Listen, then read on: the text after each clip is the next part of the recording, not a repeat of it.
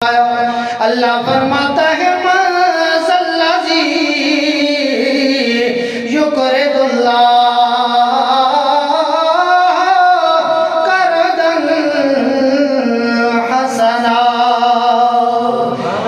اللہ فرماتا ہے لوگوں تواڈے وچوں کون ہے جڑا مینوں قرض دے دے۔ لوگ بڑے حیران ہوئے، یا اللہ تو سارے جہاناں نوں بخشن والا ہے، سارے جہان نوں عطا کر دے، تینوں قرض دی کیویں لوڑ پئی؟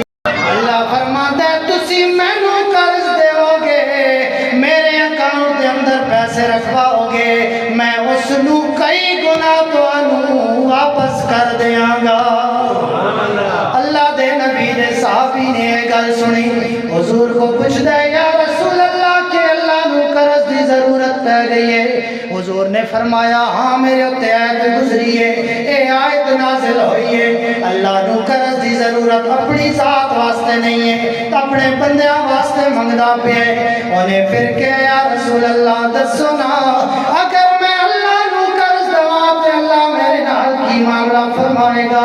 حضور نے فرمایا اللہ نے وعدہ کیتا ہے تو اللہ نوں دیوے گا، اللہ تینوں کئی گنا عطا فرمائے گا۔ انہوں نے حضور دا ہاتھ پکڑے، یا رسول اللہ میرے نال ڈرو، اپنے باغ دے اندر لے گئے، باغ دی دیوار دے کول کھڑا ہو کے کہندا ہے یا رسول اللہ گواہ ہو جاؤ، میرے 600 کھجوراں دے درختاں دا باغ میں اللہ نوں قرض دے دیتا ہے۔ اللہ دے نبی بڑے خوش ہوئے، آپ نے فرمایا بندیا تو اللہ نوں 600 درخت قرض دیتے نے، اللہ تینوں کئی گنا واپس فرمائے گا۔ اور او بندہ دل وچ بڑا خوش ہے، اج کداں دے باہر کھلوتا ہے، باغ دی دیوار دے باہروں کھلو کے اپنی بیگم نوں آواز دیندے نے، انہوں کہندے نے بیگم اپنے بچیاں دے سامان نوں لے کے باہر آ جاؤ، ہن اے باغ ساڈی ملکیت نہیں رہا، اس باغ نوں میں اللہ دے حضور قرض دے دیتا ہے۔